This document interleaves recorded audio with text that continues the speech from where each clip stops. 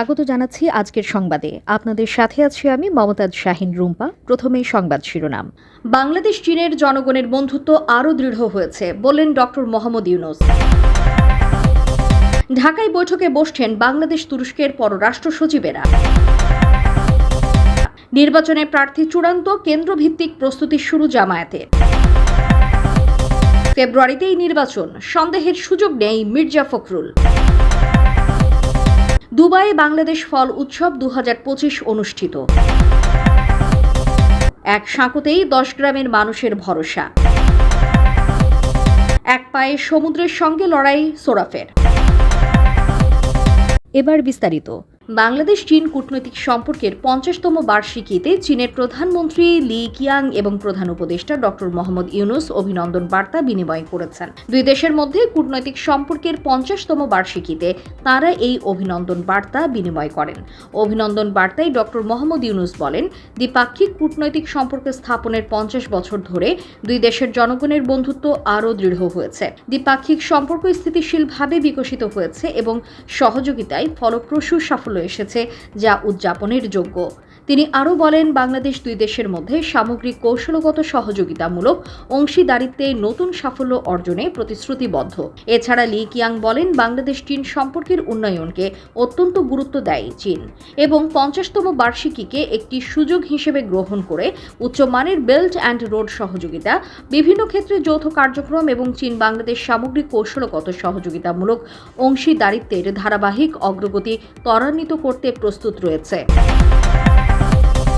বাংলাদেশ ও তুরস্কের পররাষ্ট্র সচিবেরা আলোচনায় বসছেন। রাজনৈতিক পরিসরে সম্পর্ক জোরদার, ব্যবসা বাণিজ্য বাড়ানো এবং প্রতিরক্ষা সহযোগিতাকে অংশীদারত্বের রূপ নেওয়ার বিষয়গুলো নিয়ে তারা আলোচনা করবেন। 5 বছরের বেশি সময় বিরতির পর 7 অক্টোবর ঢাকায় দুই দেশের পররাষ্ট্র সচিব পর্যায়ের 4র্থ বৈঠকটি বসেছে। পররাষ্ট্র মন্ত্রণালয়ের দায়িত্বশীল কর্মকর্তারা এই প্রতিবেদককে জানান, ওই বৈঠকে অংশ নেওয়ার পর তুরস্কের পররাষ্ট্রমন্ত্রী অন্তর্বর্তী সরকারের প্রধান উপদেষ্টা অধ্যাপক মোহাম্মদ ইউনূস, পররাষ্ট্র উপদেষ্টা মোহাম্মদ তৌহিদ হোসেন এবং বিদ্যুৎ, জ্বালানি ও খনিজ সম্পদ, সড়ক পরিবহন ও সেতু এবং রেলপথ মন্ত্রণালয়ের উপদেষ্টা মোহাম্মদ ফাউজুল কবির খানের সঙ্গে দেখা করতে পারেন। কূটনৈতিক সূত্রে জানা গেছে, দুই দিনের সফরের প্রথম দিনে তুরস্কের উপপররাষ্ট্রমন্ত্রী একিনচি বাংলাদেশ জাতীয়তাবাদী দল, জামায়াতে ইসলামী এবং জাতীয় নাগরিক পার্টির নেতাদের সঙ্গে আলাদাভাবে বৈঠক করবেন। গাজীপুর 6 ও নরসিংদী 5 এই দুইটি আসন ছাড়া জাতীয় সংসদের বাকি 298টি আসনের প্রার্থী ঠিক করে প্রায় 4 মাস আগেই নির্বাচনের প্রস্তুতিমূলক কাজ শুরু করেছে বাংলাদেশ জামায়াতে ইসলামী। এখন কেন্দ্রভিত্তিক প্রস্তুতি শুরু করেছে দলটি। এর অংশ হিসেবে পোলিং এজেন্টদের প্রশিক্ষণ কর্মশালা এবং ভোট কেন্দ্রে বিশৃঙ্খলা প্রতিরোধে কেন্দ্রভিত্তিক কমিটি করা হচ্ছে। আগামী 1-1.5 মাসের মধ্যে এই কার্যক্রমগুলো শেষ হবে বলে জামায়াতের উচ্চ পর্যায়ের একাধিক দায়িত্বশীল সূত্রে জানা গেছে। দলীয় সূত্র বলছে, ত্রয়োদশ জাতীয় সংসদ নির্বাচনে জামায়াতের লক্ষ্য ছাত্র জনতার অভ্যুত্থানের চেতনায় ন্যায় ও সমতা ভিত্তিক কল্যাণ রাষ্ট্র গঠন করা। এই লক্ষ্যে সামনে রেখে দলটি পুরো দমে নির্বাচনমুখী তৎপরতা চালাচ্ছে। জামায়াত সূত্র জানিয়েছে, জেলা উপজেলা নেতাদের ভোট এবং কেন্দ্রীয় মনোনয়ন বোর্ডের মাধ্যমে 298টি আসনে প্রার্থী ঠিক করা হয়েছে। তারা এলাকায় কাজ করলেও এই প্রার্থীর তালিকা চূড়ান্ত নয়। সমমনা দলগুলোর সঙ্গে নির্বাচনের সমঝোতা হলে কিছু আসন থেকে প্রার্থী সরিয়ে নেওয়া হবে। ফেব্রুয়ারির নির্ধারিত সময়েই জাতীয় নির্বাচন অনুষ্ঠিত হবে, এই নিয়ে কোনো শঙ্কা বা সন্দেহের সুযোগ নেই বলে জানিয়েছেন বিএনপির মহাসচিব মির্জা ফখরুল ইসলাম আলমগীর। জাতিসংঘ সাধারণ পরিষদের অধিবেশন শেষে দেশে ফিরে হযরত শাহজালাল আন্তর্জাতিক বিমানবন্দরে সাংবাদিকদের তিনি কথা জানান। জাতিসংঘের 80তম অধিবেশনে প্রধান উপদেষ্টা ডক্টর মোহাম্মদ ইউনূসের সঙ্গে সফর প্রসঙ্গে ফখরুল জানান, সফরটি অত্যন্ত সফল হয়েছে। জাতিসংঘের অধিবেশন ছাড়াও পাশাপাশি যে সভাগুলো হয়েছে, বিশেষ করে প্রবাসীদের সঙ্গে, সেগুলো আমি মনে করি বাংলাদেশের জন্য অত্যন্ত ভালো হয়েছে। সব মিলিয়ে গণতন্ত্রের জন্য এটা ভালো হয়েছে। তিনি বলেন, নির্বাচনের মাধ্যমে বাংলাদেশের গণতন্ত্র উত্তরণ প্রক্রিয়ায় গোটা বিশ্বের সমর্থন রয়েছে। গণতন্ত্রের পথে ফিরে যাওয়ার জন্য আগামী নির্বাচনের লক্ষ্যে আমাদের ভারপ্রাপ্ত চেয়ারম্যান তারেক রহমান যেভাবে নির্দেশনা দিয়েছেন সেভাবে আমরা কাজ করে যাব। নিউ ইয়র্কে বিমানবন্দরে অবতরণের পরে হেনস্থা হওয়ার ঘটনা সম্পর্কে প্রতিক্রিয়া জানতে চাইলে বিএনপির মহাসচিব বলেন, আমরা এগুলোকে খুব বড় মনে করি না, এটা অতীতেও ঘটেছে। এটা এই সমস্যাগুলো তৈরি করা আওয়ামী লীগের একটা কালচার। সংযুক্ত আরব আমিরাতের দুবাইয়ে সুস্বাদু এবং মৌসুমি ফলের সমাহারে বাংলাদেশ ফল উৎসব 2025 অনুষ্ঠিত হল।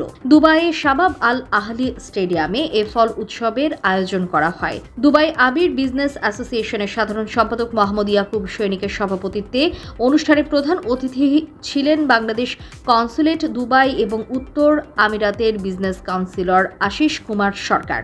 তিনি বলেন, এ ধরনের আয়োজন প্রবাসীদের মধ্যে দেশীয় সংস্কৃতি ও স্বাদকে ফিরিয়ে আনে।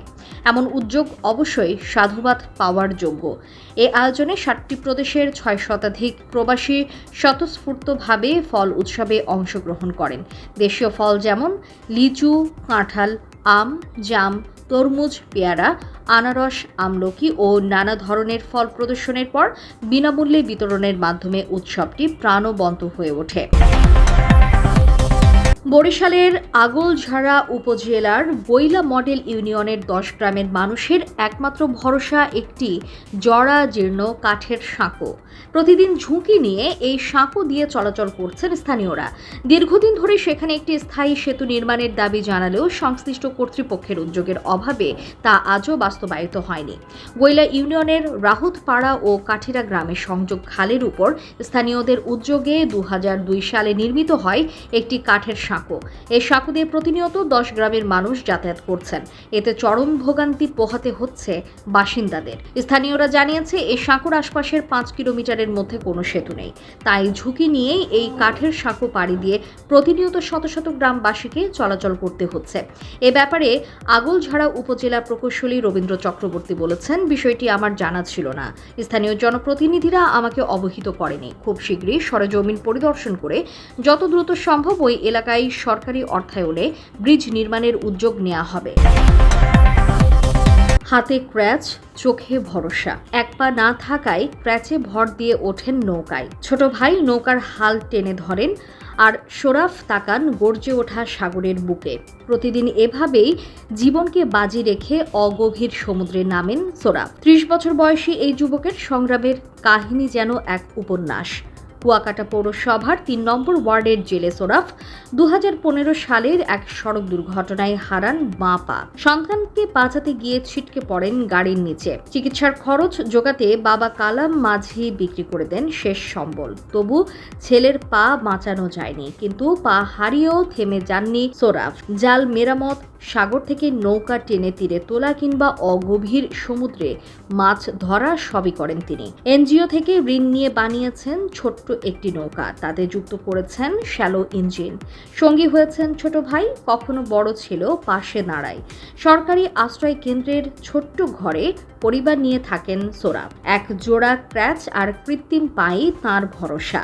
সাগরের বিশাল ঢেউয়ে ভয় নয়, বরং বেঁচে থাকার প্রেরণা খুঁজে পান তিনি।